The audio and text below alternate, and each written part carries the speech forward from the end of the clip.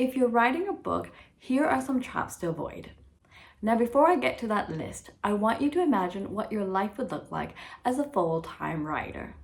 Chances are you're imagining a blissful life writing from your home or wherever, which is great. But authors will tell you that writing is not walking on clouds or rainbows. No, it's a lot of hard work and it takes a lot of dedication to complete a book. If you want to complete your book and avoid certain traps, then you've come to the right place.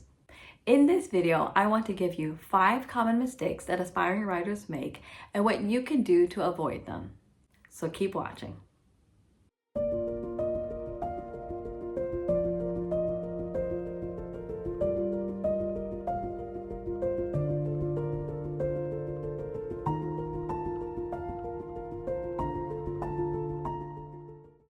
Hello lovelies, welcome to A Writer's Corner with me, Lisa Shimkus. Today I want to talk about traps you should avoid if you are writing a book and want to see it through the publication process. So here they are. The dream versus reality. Back to what I mentioned at the beginning of this video. When it comes to writing, aspiring writers think it's a blissful, easy life. The reality is that all areas of writing is hard. From writing down the first sentence, to getting through the soggy middle, to editing multiple drafts and publishing. However, you can overcome the hardships by setting realistic expectations for yourself. What does this look like? It could be setting up a writing routine and ritual, such as creating a calendar that you can mark off to keep yourself accountable, giving yourself a certain word count to hit each day, writing for 30 minutes to 1 hour each time, or designating time to do research and reading. This way, instead of dreaming of becoming a writer, you are one in reality. Dealing with writer's block.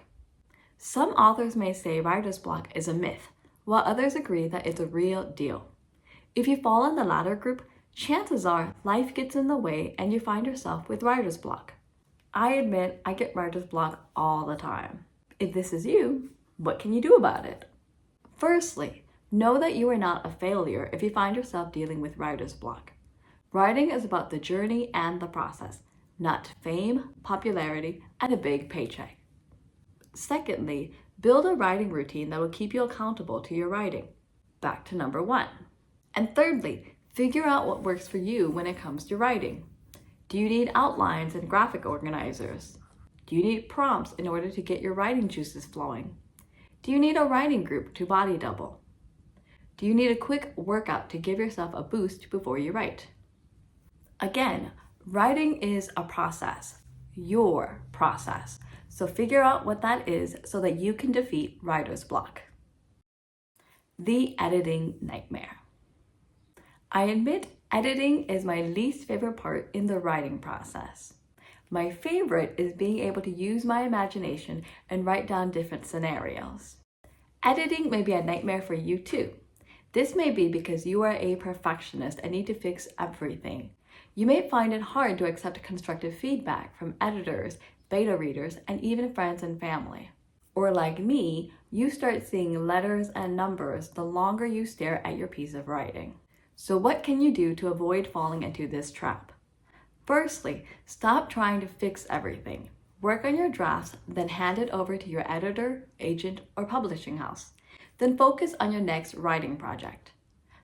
Secondly, know that feedback is meant to help you improve as a writer. And if you don't feel strongly about a specific piece of feedback, you don't have to implement it. This is still your baby. And thirdly, take breaks. If you find that you've been editing for days on end, put that project aside and work on another piece of writing, such as a blog post, newsletter, or another creative outlet. The marketing maze. A fourth trap to avoid is the marketing maze. When it comes to marketing your book, there are many outlets you can take, but you may find yourself either drowning in information or only focusing on 1 or 2 outlets. Here's what you can do instead. Firstly, understand your target audience. Research the audience you are writing for and focus on just them. Not everyone has to like your writing. Secondly, build a platform for yourself using social media. Your audience wants to know that you are alive and well and thinking about them. So build some form of online presence, even if just to say, "Hi, I'm doing well. How are you guys doing? Just so you know, I am working on project ABC at the moment. Be on the lookout for it in the near future." And thirdly, seek out other opportunities, such as collaborating with other writers, appearing on podcasts, or reviewing other writers' works. From idea to completion.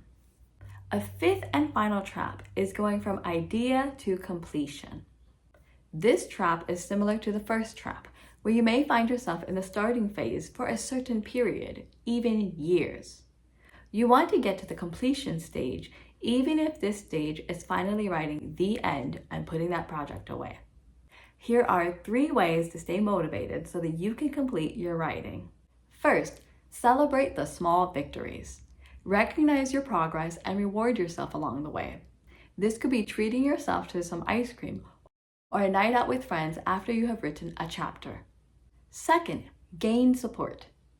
You can join writing communities or have trusted friends or family to be your accountability buddy to support you along this journey.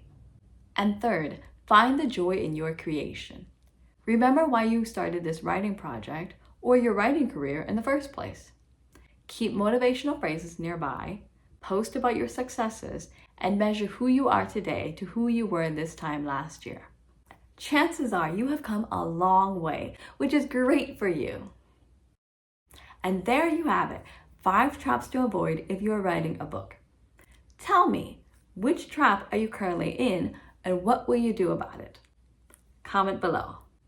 If you found this video insightful, don't forget to click like, subscribe to this channel, and of course, tell all your friends and family about this channel. And lastly, if you want to amp up your writing, check out the videos on the screen and I will see you there. Take care and have fun reading and writing. Bye!